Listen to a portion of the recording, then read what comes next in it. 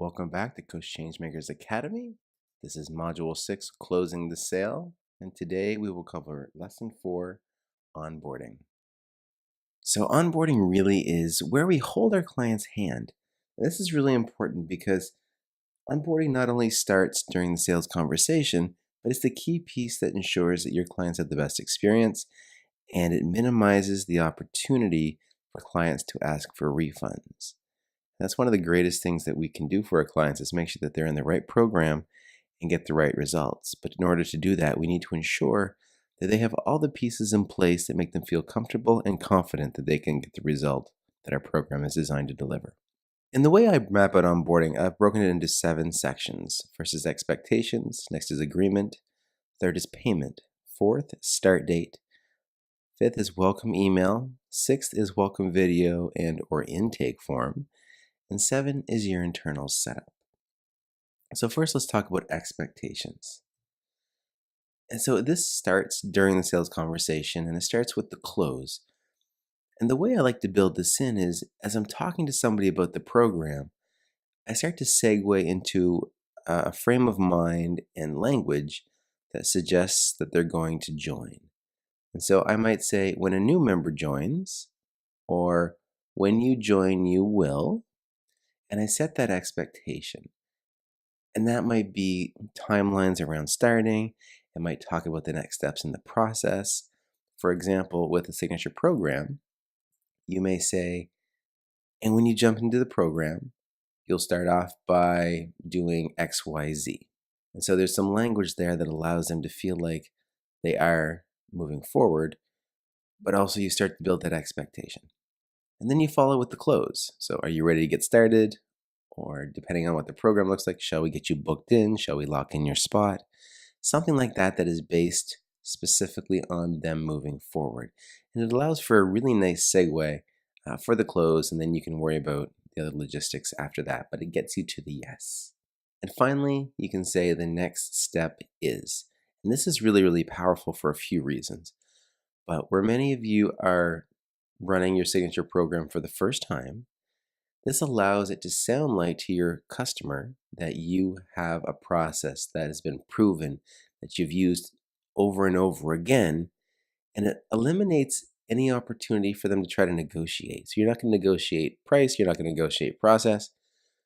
These key pieces are going to lay out this nice smooth roadmap, and just by using the phrase the next step is, sounds like you've done it a dozen times or 100 times. So that can be really, really valuable, and we want to make sure that we utilize that. The next section is agreement and payment. And these are 2 things that we want to make sure you walk your client through. Depending on how your program is set up, you may have clients that will just click through an online order form and sign up there on the spot. In that case, your agreement works between your order form and your sales page, and of course you'll use terms of service or privacy policy in conjunction with that. But ultimately, by signing up, they acknowledge that they're agreeing to your terms of use or terms of service. We're not going to dig into those logistics right now because when you're booking somebody from a conversation, you've got a lot more flexibility. And it also allows you to enroll people in higher level programs that might need different levels of agreement or maybe a higher level of agreement to a commitment. So when we're talking about agreements for this purpose, I want to think of it as an agreement that you're going to email out to your client to have them go through step by step. And you want to walk them through it. So it could be a simple 1-page agreement that basically says, I agree to show up for the calls and you agree to show up for the calls. Any pricing structure, you want to have that mapped out in the agreement if it's a long-term commitment, or if there's variable payment processes or options. This is especially important if you happen to have a program that's tied to results. So if you collect 10% on whatever sales get closed down the road or something like that, very important to have this all mapped out. And one thing I'll mention about the agreement, it's less about having something that they've committed to that you're going to go back and chase them for. And it's a lot more about the level of commitment they have to being engaged in the program. And so one of the reasons why we want to go through this together and not just send it to them in an email and say, go through it, let me know what questions you have, is that one, there will be questions. I promise you, almost every case you will see questions. And so you want to be there on the call with them when they have those questions so you can answer them right away so those questions don't turn into objections and doubt. So there's one of two ways I like to do it. One, you can actually share the document, so you can do a screen share. And that way you can walk through it step by step. Two, if it's in a PDF, maybe it's stored in Google Drive, you can both open the link, you can both go through it step by step together. I do love using e-sign software. A couple that I use with clients, one is called Sign Now, one is called My DocSafe, and another is called Adobe EchoSign. Adobe EchoSign is fairly pricey, but the other two really aren't that bad. In most cases, you just create a standard PDF with the normal outline, and then you can have fields that you fill in based on the client name, the price, and other terms of the agreement that might vary, but you can have it built around a general template. So that's what I would do. Don't just shoot the agreement off and hope that they're going to go through it. People are busy. You really got to hold their feet to the fire when it comes to getting things done. And so when it comes to an agreement like this, guide them through it step by step. Go through every single piece. You can do it one of two ways. You can say, hey, go ahead and read through. Let me know what questions you have. Or you can go step by step through it and read it to them. I personally like to have them read it. It tends to take a little bit of pressure off you. You don't need to worry about bringing something up that they're not worried about and creating more objections. So I'll say, look, no pressure. I'm here. Go read through it. Take your time. I'm in no rush. And whatever questions come up, just let me know and we can go through them so we're really clear on all the pieces. Does that make sense? And they'll say yes. And you'll say, great. Go through it. I'm right here when the questions come up. And once you get to the end and they no longer have any more questions, you can say, great. Just click the button here, complete your signature, and we're ready to roll. Now, payment is the other thing you want to walk them through. So I always like to go through the agreement first. I've never had a problem with somebody paying and then having a question about the agreement and there being an issue. However, I think that's kind of a recipe for disaster. So start with the agreement. Make sure they are emotionally committing to everything that you're outlining. Once that's done, then you can talk about collecting the payment. Now, the assumption here is you've already talked about payment. There's nothing to overcome around the payment arrangements. That's already agreed upon during the close. So this is just about getting it done. So you want to walk your client through the payment process step by step. And there's two ways I like to do this. One, you can process the payment yourself. And so what that might look like is if you have an order form or you've got something set up with PayPal where you can charge directly, you just collect the client's information. That includes their credit card and their billing information. Collect it over the phone or over video. And then you punch it in and then make sure that they get emailed a receipt. This works really, really well. There's some order form software that you can use that will allow you to create a form with a variable dollar amount that you pay. And so you can go back to that form, and every time you want to process an order for somebody, you just type in the amount yourself on the main form and then put in their information and charge it.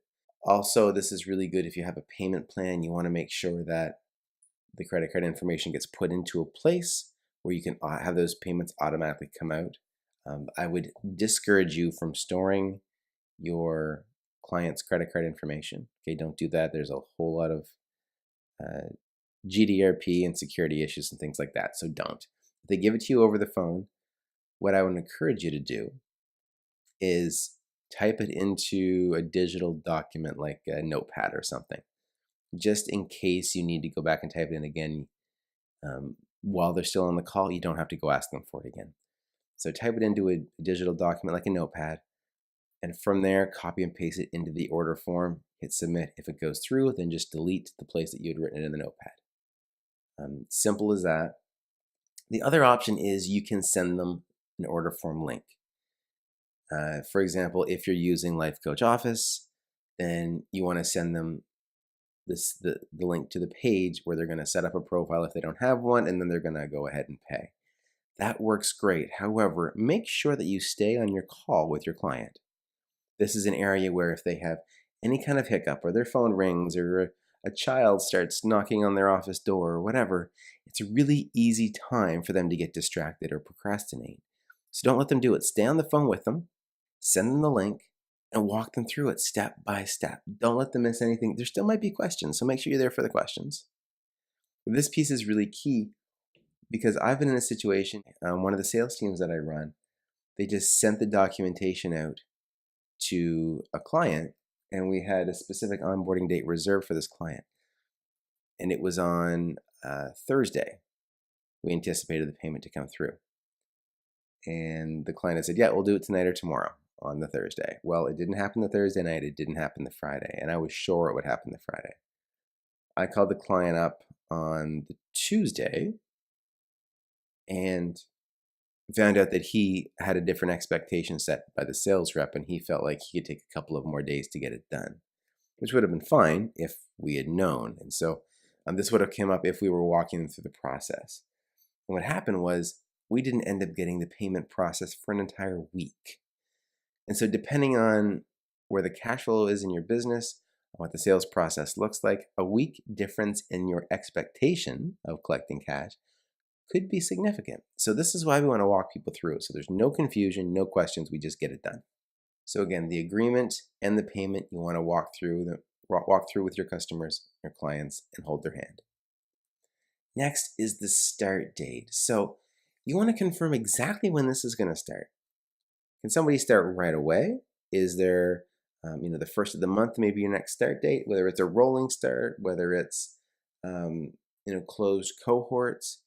You want to make sure that that's really, really clear from an expectation perspective, because you wouldn't want your client thinking, hey, I'm going to start tomorrow, and then after everything's done, they find out they have to wait 3 weeks.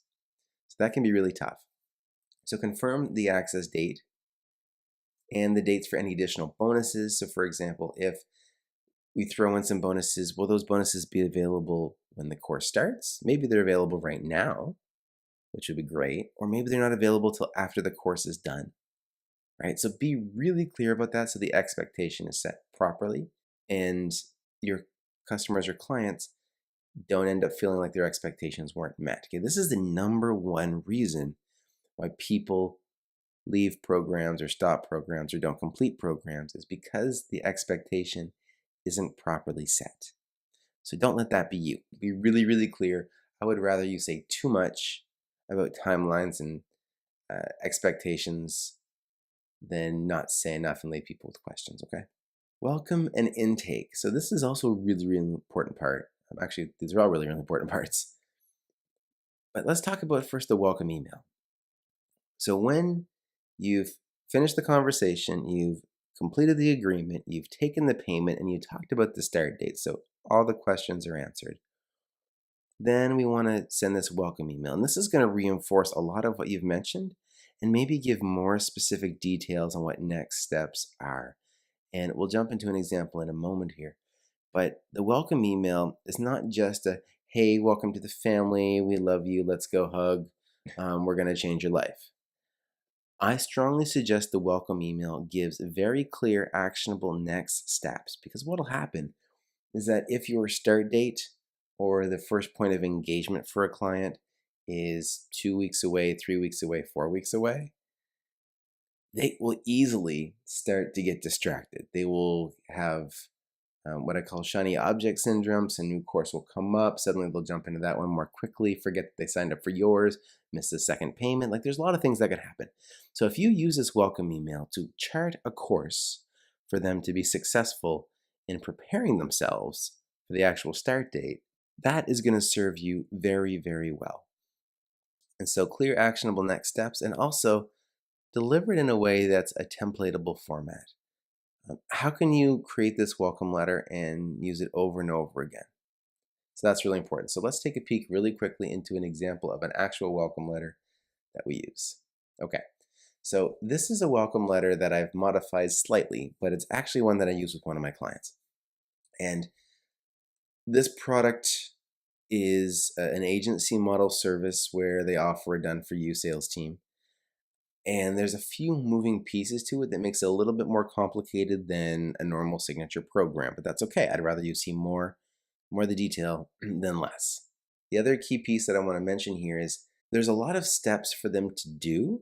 And the reason is, with this company, we're very aware of what our limits are as far as onboarding people. In this particular company, we're actually booking a month and a half or 2 months out for new clients because we're just booked solid. So there's a few extra pieces that will keep people busy between now and then that I think is important for you to see. This letter is designed to be sent from a virtual assistant or personal assistant on behalf of the owner or on behalf of the team. So there's some context there as well. So hi, first name, my name is VA name with company.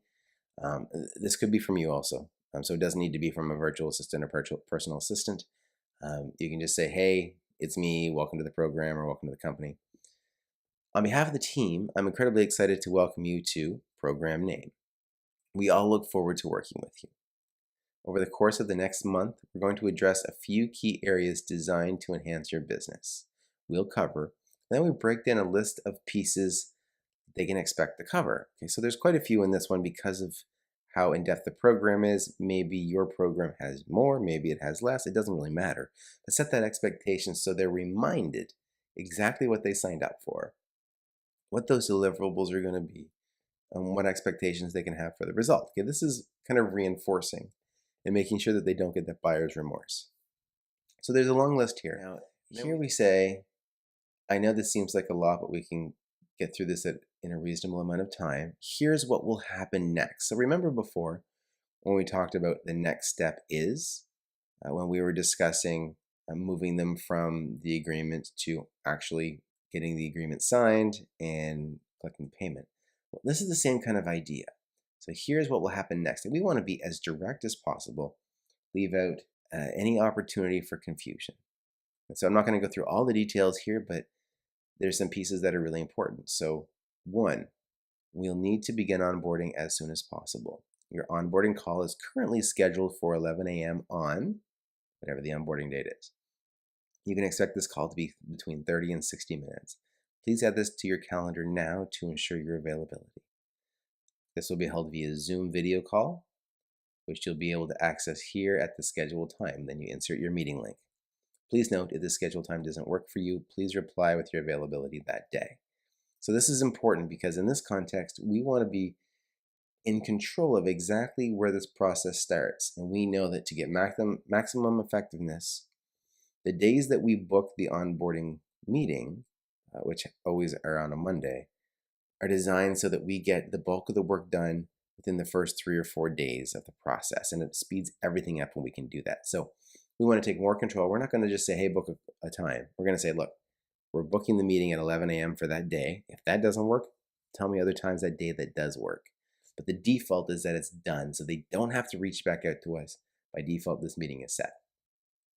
Step 2, the next step is to proactively schedule 2 offer and avatar calls. So this is just a type of call that we have the clients go through that's really vital to them progressing. So we map it out. 2, I put the number 2 there with the word 2 in brackets, so it's really, really clear. We set the time expectation. Even talk about how ideally they're going to choose spots that are 2 to 3 days apart, and then we have a scheduler link built in. Over the next few days, you have a bit of homework to do. Please complete the following questionnaire as thoroughly as possible. We'll talk about that a little more in a second. 4, if you have any questions, simply hit reply. I'll be more than happy to help you. 5, if you haven't already, you will receive an invitation to join your custom teamwork project and team drive within the next couple of days. Now, this is about the internal setup, so we'll touch on that in a moment. Again, welcome to the family. We look forward to getting to work soon. All the best. And then the virtual assistant or personal assistant name in this context. But again, this could be you. So there's an example. You can download this around the video here. So you can use this structure with the things that you'll cover. Make this make sense for your program. Otherwise, it's not going to work for you. All right, so that was the welcome email. And from here, we want to move into the welcome video and intake form. So the welcome video can be a couple of different things. One, this can be a video that is sent via email after the welcome email. Or 2, the welcome video can be stored in a membership area and sort of becomes an orientation video for the program, and maybe navigating the system if it's a membership area, uh, things like that. So this welcome video is really important because it lets them know that they're in the right place. It reinforces all the reasons why they took action and purchased, and keeps that level of engagement and excitement really, really high. So in this welcome video, just like in the welcome email, you do want some actionable steps for the client. A tip that I have on the video is include your personality into it. So if you want to have a whole lot of fun, do that, right? Try not to be too rigid if that's not your true personality. Be sincere to yourself. Be authentic to you. But add some personality. And one place I've seen this work really well, I've seen people during launches where on the thank you page after somebody signs up, there's this video that they create where they're like, "Hey, Dave, come on over. Check this out. Oh, look, they just joined the community. Awesome." And then they have these noisemakers, and they've got confetti, and it becomes this completely over dramatized video, but it feels so fun that people are intrigued and excited about the next step. So you can do that. In the example of the welcome letter we just went through, the welcome email, I talked about an intake form, or in the words that were used in the welcome letter, or a questionnaire. This is also really, really important because if there's work that your client can do before you're actually working with them directly, let them do it. Let them get stuff done ahead of time. At this point, they're really, really excited. They're all pumped with this great result that you're going to help them achieve, and they want to get going. So don't make them wait. So this intake form, or the questionnaire that was mentioned in that welcome letter, is one that is about 3 pages long, pretty detailed, and there's some huge spaces to get as much detail as possible around things about business models and stuff like that. So let people get to work. They love it. Trust me, they don't feel like, oh no, there's more work. They feel like, hey, let's get this thing rolling. So use that to your advantage as well. Now let's talk about the internal setup. And this is also vital because if you don't have the pieces on your side of the business set up to bring somebody on, you're going to deal with a lot of stress. So you also saw in that welcome email that we went through a reference to something called teamwork and team drive. In the context of this program, teamwork is a project management system. And this system, we allow clients to come in and see step by step what we're doing. There's pre-built task lists.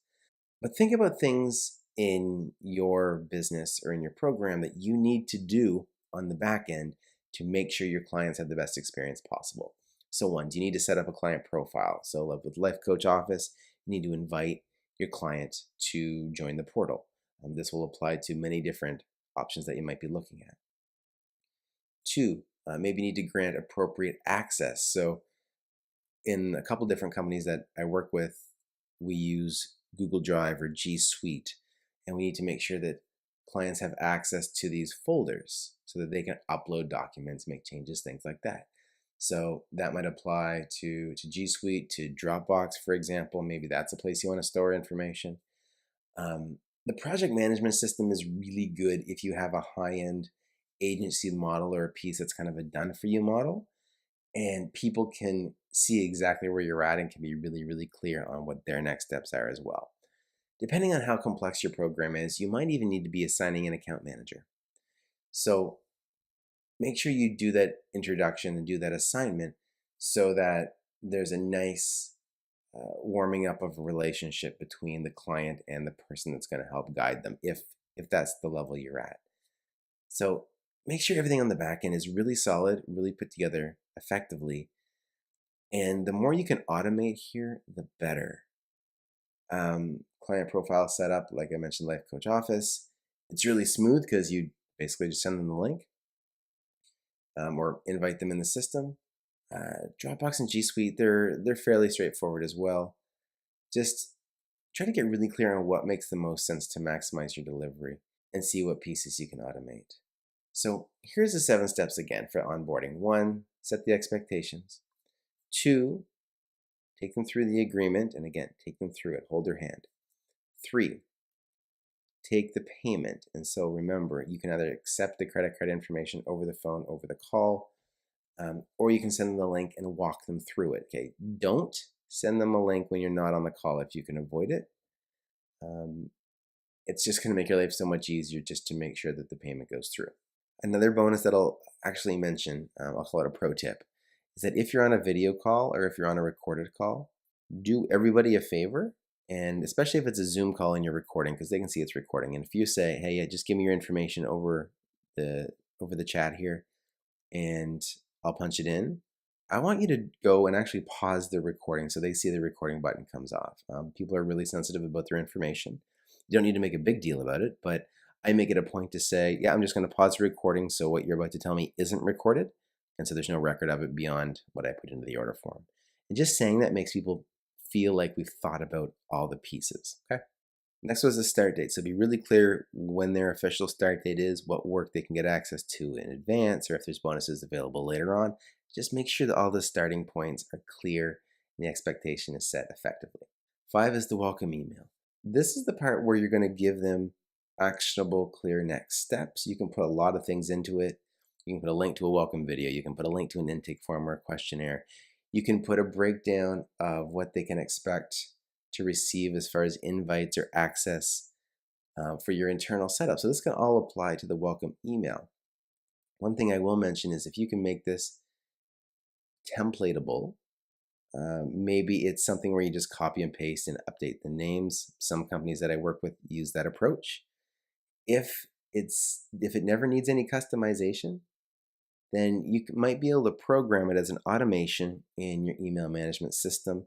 So if you have an external cart for orders and you can trigger a behavior in an email management system. So for example, I use ThriveCart, and when somebody purchases, I can say, okay, add this tag, and the tag can make another email go out. So you can do some automation to make your life even easier that way. But for starting off, copying, pasting a template works very best. The welcome video, have fun with it. Again, give some clear expectations, set next steps. The questionnaire or intake form, this allows your client to do a bunch of work up front. So if it's appropriate for your program, I would encourage you to use it. And finally, make sure you figure out the checklist for your internal setup. What needs to be set up for your client to be successful? Is it creating them a profile in a system? Is it granting them access to a Google folder or a Dropbox? Maybe there's another software you use for accountability or communication in Stripe, or maybe it's access to a Facebook group. Whatever those pieces are, just be really clear and map them out. Because once you have a checklist for yourself, and I know there's a sample back in one of the earlier modules, so go back and grab that, and maybe we can even link that here to give you a framework to work with. Make sure all those pieces are set up in a very smooth and ideally automated way that allow you to create this onboarding process to be a very smooth experience for your clients from start to finish. So the homework. So one, create your own onboarding checklist. So figure out of all these 7 steps, what does it look like specifically for you? Are you going to use Life Coach Office? And I encourage that you do. If you do that, then your checklist is going to look a specific way, which is going to involve sending a link to somebody to create their profile and then pay for the program. If you have other third-party tools, that's great too. We know that not everything is the perfect fit for everybody. So find what works for you. I'm a little bit biased. We all are, that we love Life Coach Office from a functionality perspective, and it's a great way to have a high level of engagement with your clients while keeping it within a scalable model. So that's why I really love LCO. But there's other tools as well that we use depending on the program, depending on the level, things like that. So be open-minded, but again, we kind of love LCO. To determine how you can automate parts of your onboarding. So whether or not this is the welcome email, the order form process, using a PDF template in an electronic signature app or software, look at these things, because once you get it really smooth, it just takes the thought process out of it, and the only thing you end up doing is saying the next step is, and then everything else just goes like clockwork. Okay, so I hope that gives you a lot to think about, and hopefully information that you can apply right now as you are enrolling your new clients. I will chat with you on Tuesday. Please bring your questions, and until then, cheers.